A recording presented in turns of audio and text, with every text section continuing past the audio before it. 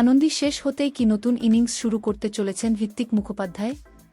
টেলিপাড়ায় এখন জোর গুঞ্জন, স্টার জলসায় আসতে চলেছে একেবারে নতুন একটি ধারাবাহিক। আর সেই ধারাবাহিকেই নাকি মুখ্য চরিত্রে দেখা যাবে জনপ্রিয় অভিনেতা ঋত্বিক মুখোপাধ্যায়কে। কিন্তু চমক এখানেই শেষ নয়। শোনা যাচ্ছে এই নতুন সিরিয়ালে ঋত্বিকের বিপরীতে দেখা যেতে পারে রাঙামতি তীরন্দাজখ্যাত অভিনেত্রী মনীষা মণ্ডলকে। এই খবর সামনে আসতেই দর্শকদের মধ্যে শুরু হয়েছে তুমুল উন্মাদনা।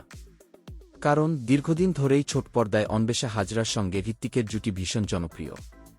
পরপর দুটি ধারাবাহিকে একসঙ্গে কাজ করে দর্শকদের মন জয় করেছিলেন তারা। ফলে অনেকেই ভেবেছিলেন আবারও হয়তো এই জুটিকেই একসঙ্গে দেখা যাবে। কিন্তু এবার কি তবে বদলাচ্ছে সব সমীকরণ?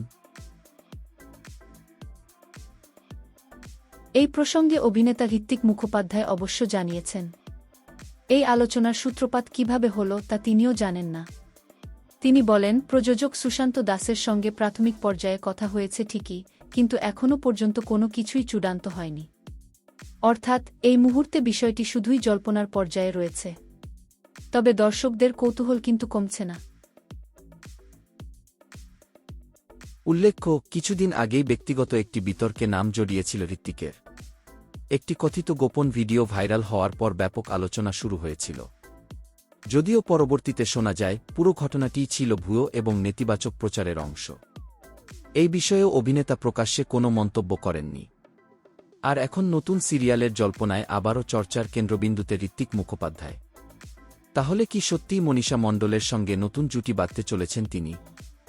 নাকি শেষ মুহূর্তে বদলে যাবে সব পরিকল্পনা?